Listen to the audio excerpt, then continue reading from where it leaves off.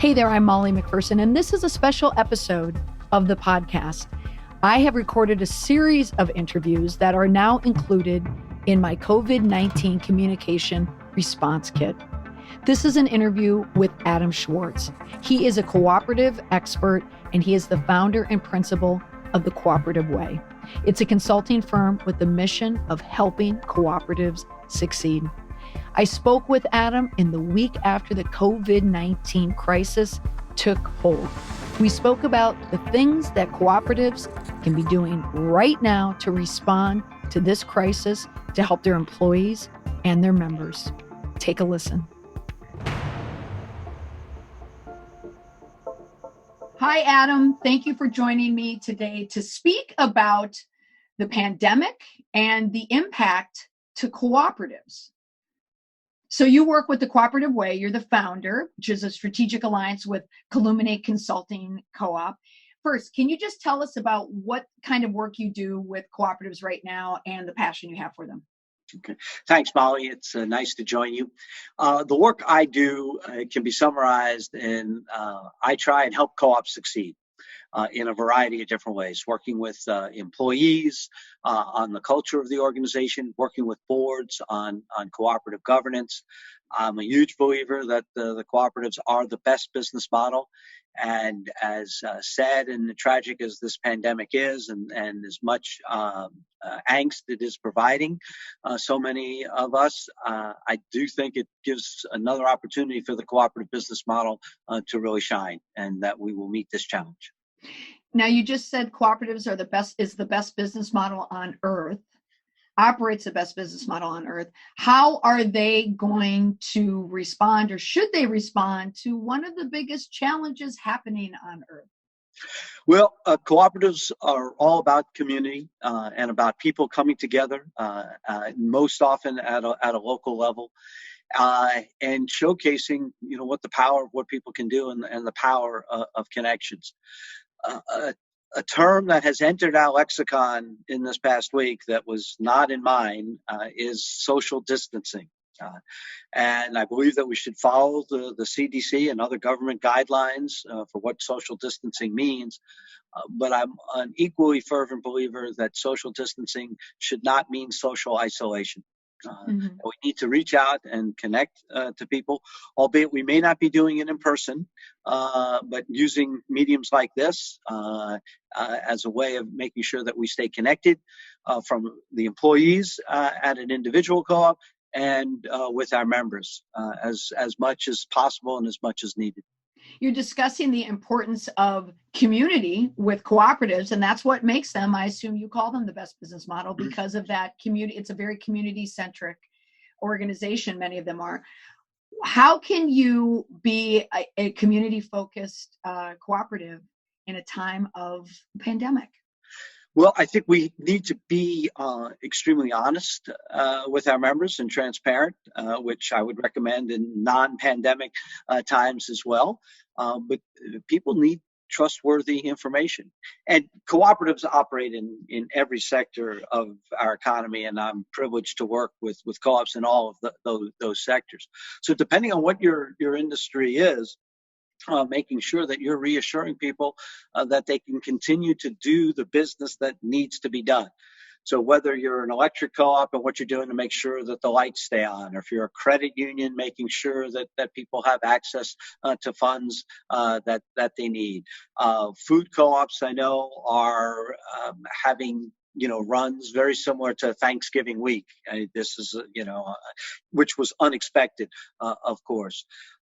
So whatever type of cooperative that you're in, making sure that you're serving those members as best you can and giving accurate information.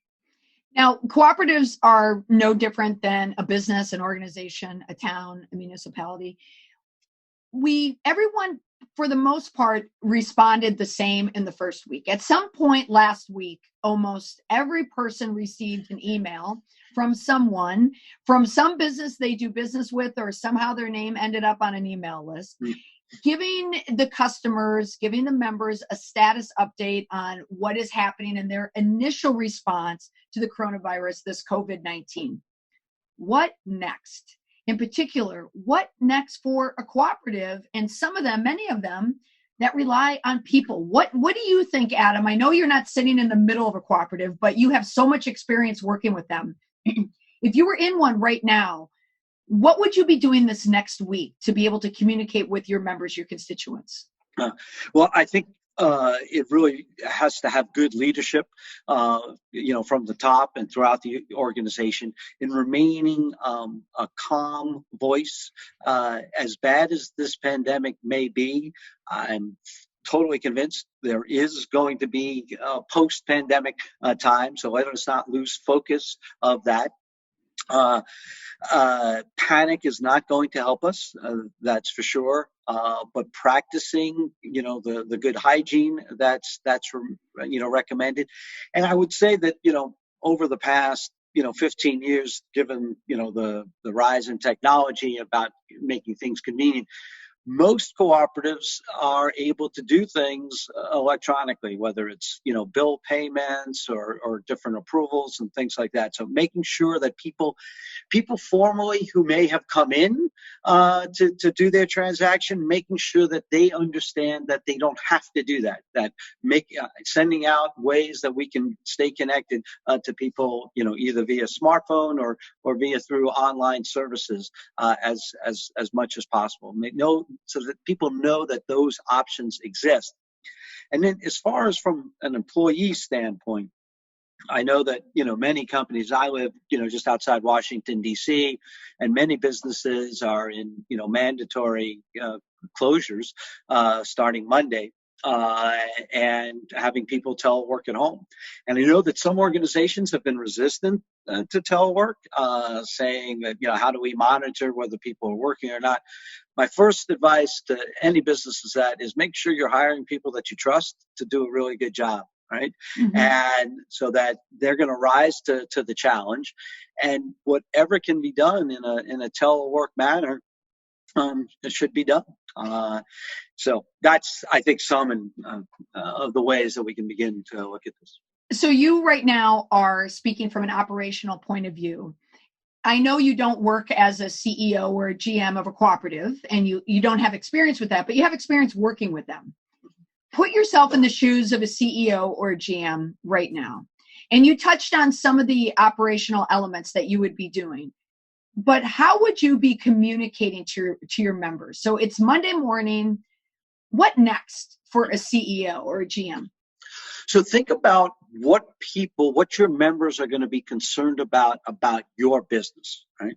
So if you're an electric co-op, number one thing I'm thinking of is, are people going to be concerned that the pandemic is going to affect reliability of the service? We see no evidence of that. If you're a credit union, if people are going to be concerned, can I get to an ATM to get cash or come into a branch and do a transaction? So think about what the people are going to be concerned about, right? And then broadcast messages, put videos on your website. Hopefully, every business has either an email or cell phone that they can do mass text, letting people know that, as much as things are not normal, we're going to do everything we can to keep our business operations as normal as possible. So that's, I think, outward for the member standpoint, being that reassuring force. And also, I think we need to be good community stewards, right? Look at what's happening in the rest of our community, and don't do things that show that we might be brain dead on certain activities. So, like, if we've got our annual meeting coming up in a week or two, well, it's time to figure out how we're either going to move that to an electronic format or postpone it, a few weeks or months, right? Make those decisions that show that you're in touch with what is going on. Okay, so now we're going to get into the decisions. A lot of boardrooms the directors, trustees are going to start looking at policies. In some cases, there will be dusting off policies for the first time in a long time. Now let's put yourself in the shoes of a board chair or a member of a board. What are you thinking about now? Are you meeting next week, this week 2, pandemic, national emergency plus 7 days? Right. What do you do if you're a board chair? How are you leading now? Right. So I want to be really clear that I'm not giving any sort of medical or any kind of advice about that. But, based on what I have read about social distancing, it's saying that you need to be between 5 and 6 feet apart. Right. All right. Could you have a board meeting where board members sit 5 and 6 feet apart? Yes, I think you can. All right. Another alternative that eliminates even, measuring feet apart is doing the meeting the way we're conducting, this session right now. We're using the technology Zoom. There's Skype, GoToMeeting, WebEx. There's a whole bunch of platforms that we could be using. In some cases, I know co-ops have resisted doing that, feeling that the in-person meeting is what we have to do, and have attendance policies that require in-person attendance. I understand where they come from. I also know that there are other co-ops that have experience doing this, and this might be the time that we're going to, look to do that. Will it mean that our board meetings might need to change a little bit? I think the capacity to be in a productive meeting electronically is probably about 2.5 hours. So we might need to be making shorter board meetings. But the way the board meeting can run is I serve as board chair of Cooperative Co-op, and we meet electronically, via online on a monthly basis. It's the in-person meeting is more the rarity for us. So agendas, shared screens, the technology's out there. The packets can still go out electronically. Most folks are on iPads now for that, so that shouldn't be any difference. So I think that the technology allows us to do that in a safe environment, and I think it also helps keep us connected. So in addition to doing this at the board level and what we can do in board meetings, I'm recommending that folks have it for their staff as well. Have what we're called water cooler time. 8:30 in the morning, when we would normally be coming into the office and having coffee. Guess what? You can log in, and as many people that want to have be in conversation for 10-15 minutes, create some normalcy in our lives. And then maybe there's another check-in around lunchtime, another water cooler time, and then maybe towards the end of the day, so that we can stay connected to one another. I don't know if you're like me on this, and I haven't talked to you about this offline as we were prepping for this interview. But now that we are, everyone is forcing people to get comfortable with the idea of remote work, streaming meetings, communicating online. I think it naturally brings us to a point where there's been resistance for some boards and cooperatives to want to live stream or just record their meetings. I don't want you to predict what's going to happen, but tell me, have you thought at all about the impact of if boards are now really almost backed into a corner in a way where they probably have to do some type of streaming to maintain the operations of the cooperative? The members might say, well, can't we see that meeting as well and participate? What do you think? What is going to be the impact? Any thoughts? Right. I think that there's going to be new normals, right, that come out of this, just as post 9/11, certain things just change, and they're baked in now, and they will continue to do so. None of us, were around, in the last, major pandemic of this size and scope in 1918. I did read that book a number of years ago. And have gone back to look at it. So there are protocols that are going to be different going forward. There's no doubt. And to the extent that I have to be optimistic and look at what good is going to come from this. In my own town of Fredericksburg, Virginia, we're in the midst of starting a new food co-op, and we're having a member loan campaign where we're going out and asking folks to participate financially. And we had a discussion whether we should, cancel that effort now or postpone it. And we decided not to, because we want to stay connected to our members. And we want to, this gives us an opportunity to have one-on-one conversations with people in a time when they might be kind of shut in and forced, not to go elsewhere. So I'm very hopeful that we will come out of this with a renewed sense of what it means to be a good cooperative using technology. And if it leads to some greater transparency and openness, that I think would be one of the benefits on the other side. Yeah, and anyone who knows you knows that that would be something that a benefit to it that you would absolutely appreciate. But I do, as you know, with this resource kit that we're providing, it does include consulting for boards, for cooperatives, to help them through this time. But that is another element to it, as I think post-pandemic, the pandemic is creating, as you said, a new normal, but it's also creating a new expectation that members are going to see what can be done by the board, what meetings can be put online, what they can do remotely. I feel that this new normal is going to not force, but encourage cooperatives now to be a little more transparent, a little more open, but doing it in a softer environment where they, the ones that there was some trepidation about being more transparent, they may find that it's a welcoming environment if they have their meetings online. Yeah. Well, from a board meeting standpoint, of course, you could have the board meeting where it's just the board, right? It doesn't necessarily open up to everybody. There are some co-ops that do that right now that are streaming their board meeting, and that's an individual co-op decision. I'm not going to take a firm position on that. I think, though, from the standpoint of us thinking about annual meetings and streaming annual meetings, let's face it, there's people right now today, with mobility issues that can't get to an annual meeting, right? And so we want to reach out to all parts of our community, and thinking about things like voting in our right.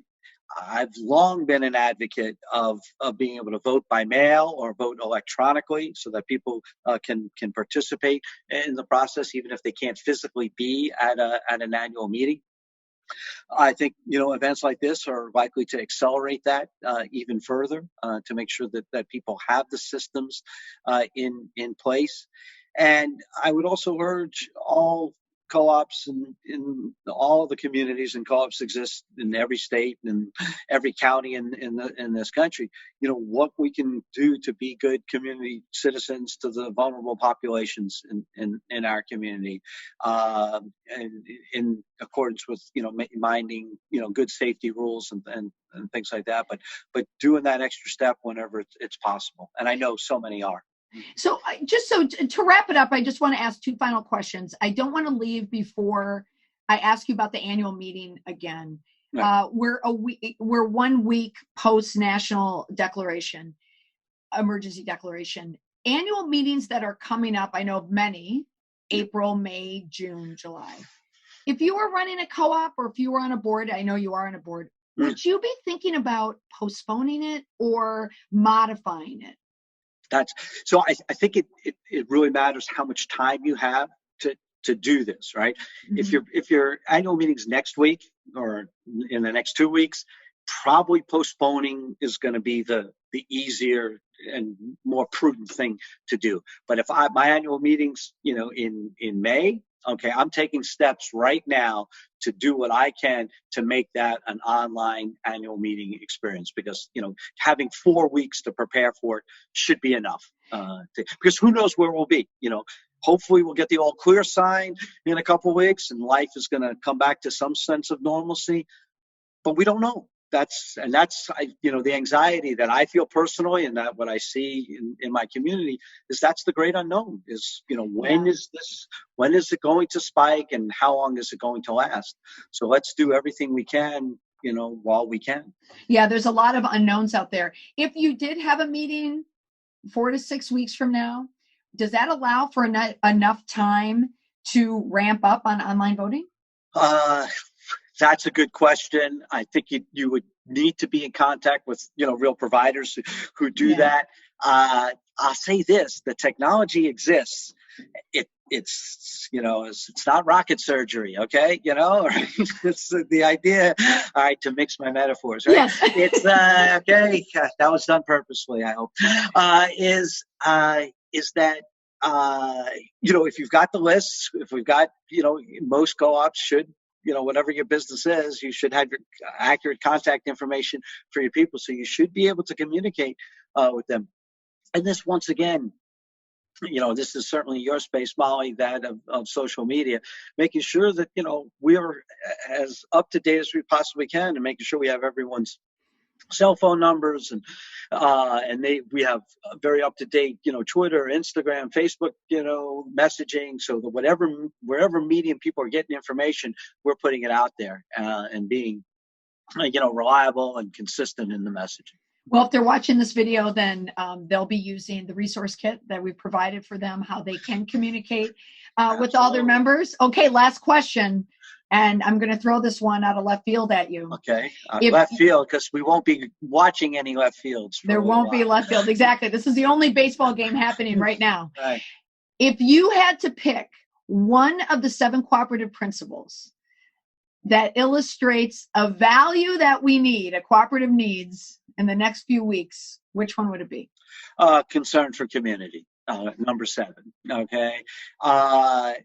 This is, unlike anything any of us have ever experienced. It impacts us locally.